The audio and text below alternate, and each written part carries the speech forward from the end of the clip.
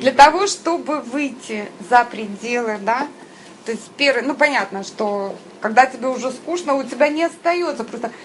Это уровень необходимости, перейти на другой уровень. Значит, ты должен выйти за зону собственного комфорта. То есть здесь тебе уже комфортно, но ресурса нет. Здесь ничего уже нет и быть не может. Горения быть не может. Никакого. Ни любовного, ни творческого. Никакого. И выйти за зону комфорта. Это правило номер 1 для осуществления перехода. Потому что все, что, в чем ты нуждаешься, находится сразу же за зоной комфорта. Тебе далеко даже ходить не надо. Творец милосердный, не пугайтесь этих слов, я надеюсь, для вас, как для людей творческих, подобные понятия существуют. И как бы все, в чем ты нуждаешься, оно находится сразу за зоной, только выйди. Я долгое время для себя никак не могла решить, ёшкин свет, что же я должна в этой жизни, как же мне определять вот это движение, которое, ну так я меряю свою жизнь такими высокими планками, чтобы это было достойно Бога. И я поняла, что единственное правило, которое закон, вот чего ты боишься, вот это именно то действие, которое тебе, вот чего ты вот до оцепенения, именно это действие ты должен делать. Не важно, что тебе страшно, но это правило номер 1. Потому что вот то самое счастье, или да, то, в чем ты нуждаешься, у каждого свои там потребности, сейчас мы к ним подойдем, оно находится сразу за зоной комфорта. Но нам страшно, но когда ты переступаешь этот страх, оно лежит прямо вот здесь. Поэтому делать в этой жизни нужно делать именно то, чего ты больше всего боишься. Я просто хотел сказать, как бы по опыту своему, поскольку Наташа мне уже говорила что по поводу сразу же за зоной комфорта. Это именно сразу же за зоной. Вот делаешь вот этот малюсенький шажок, и это падает тебе на голову, если не вернулся. Это хорошая деле, формулировка. Вот всегда сразу же шажок должен быть малюсенький. Не маленький, а малюсенький. И оно падает. Переступить страх. Всего лишь. Я многие свои, ну я же тоже живу, жила. И понятно, надеюсь, да, еще буду жить. То есть, просто как бы буду жить, для меня уже я изменила многие вещи, и я недаром сказала, мое как бы такое внутреннее личное кредо отношение к жизни, я отслеживаю реальность, и я вижу, что где-то пошатнулась, быстренькое внимание туда, что же там надо прервать, иначе дальше пойдет. Бог его знает что, я не знаю что. Я действую упреждающе. Я набиваю вот те самые, которые вы говорили, шишки и шрамы, да, то есть и выверяя свою жизнь определенным образом, я поняла, что самое главное для меня лично – это действовать упреждающе. Если я вижу, что где-то у меня что-то не в порядке, вышло, вот, я привыкла жить слишком гладко. Я люблю, когда течет. Если меня где-то цепляет, это первый знак того, Наташа, что-то не в порядке. Я разбираю именно это место. Опять-таки, я говорю, так же надо, так я ж боюсь. Я говорю, правило номер 2. Делаешь именно то, чего ты боишься больше всего на свете. То есть это выверенный мною путь. Действовать упреждающе и действовать, танцуя со страхом. Я боюсь, но я делаю это. Потому что, да, я использую для того, чтобы делать иногда все-таки как НЛП практик. Я использую модели нейролингвистического программирования. В НЛП существует великолепный модальный оператор действия. Там есть несколько модальных, но модальный оператор действия, он звучит: не можешь или не хочешь, делай это. Почему? Потому что ты не можешь прямо сейчас захотеть. Да, это с точки зрения нейронных там взаимодействий очень точно, НЛП всегда точная модель чего-либо. Ты не можешь прямо сейчас захотеть. Ты не можешь прямо сейчас мочь. Но делать прямо сейчас, ты 100% можешь. Да, вот так работает этот модальный оператор действия. Он переключает очень хорошо. И что там, это был комфорт. Да, через зону комфорта нужно проходить маленькими шагами.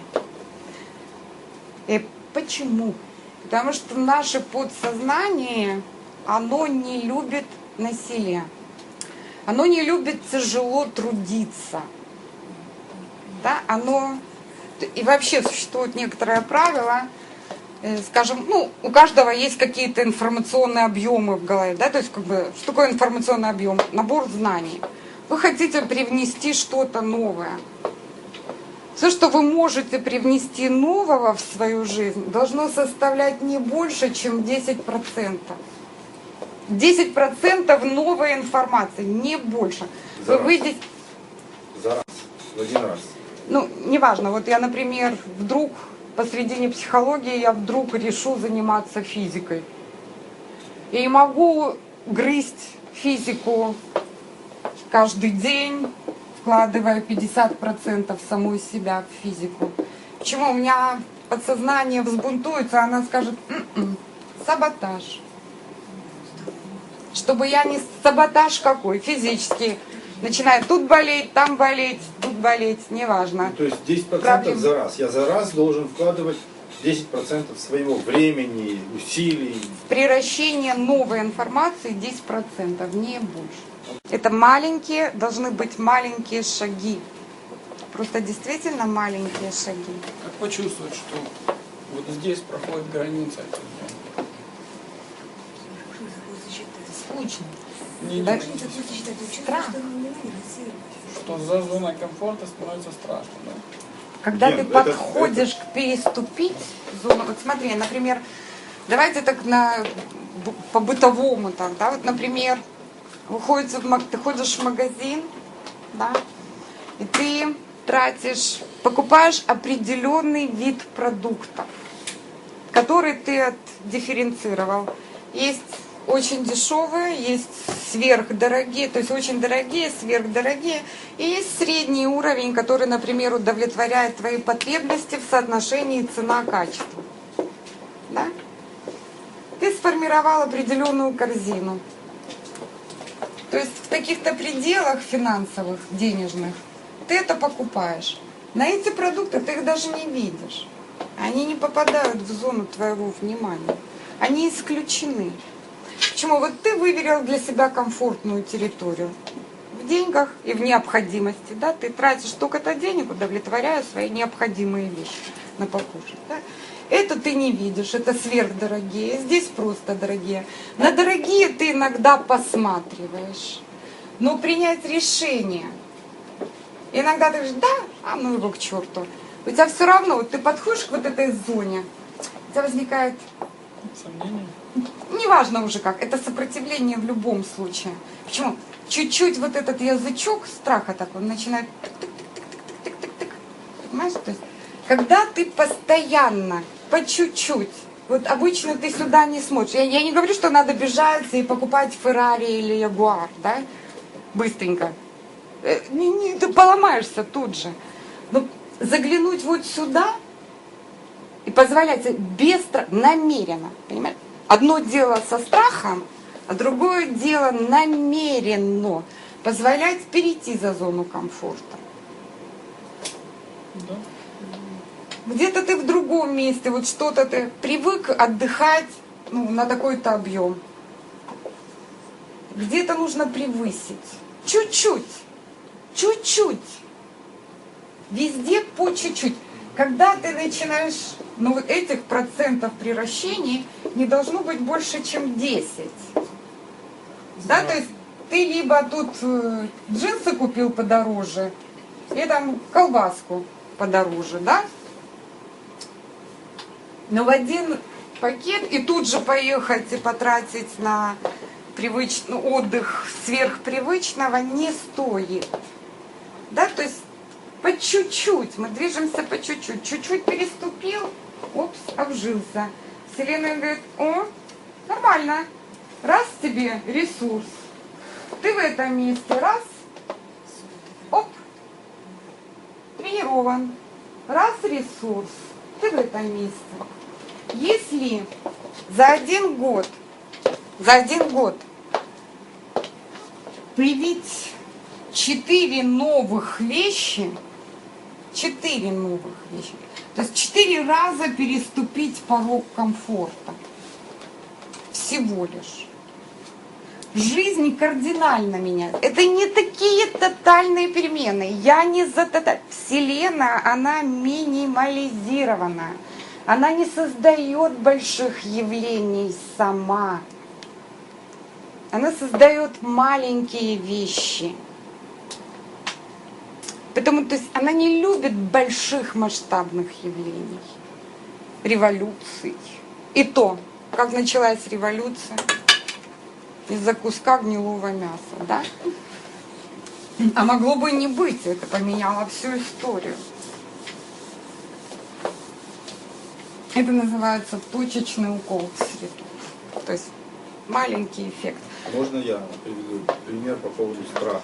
Вот этого тренинга не было бы, если бы я не наступил на первый шаг. Я очень боялся помогать вот в эти вещи, потому что это ответственность, это многие вещи, это много работы, кроме всего. Но вот делаешь маленький шажок, и получается, что можно сделать сайт, делаешь еще маленький шажок, и получается, что людям это интересно, еще маленький шажок, и люди получают рассылку. То есть вот этот тренинг сегодня это какое-то количество малюсеньких шажков, которые каждый раз, наступая на страх, оно приводит к какому-то более приятному результату. И зона комфорта, она увеличивается. То есть мне сегодня уже комфортно, скажем, организовывать что-то. Мне это нормально. Если месяц тому назад это был тихий ужас. То есть в кошмарном сне можно было такое у меня, в моем кошмарном сне, это можно было увидеть. А сегодня это хорошо и замечательно.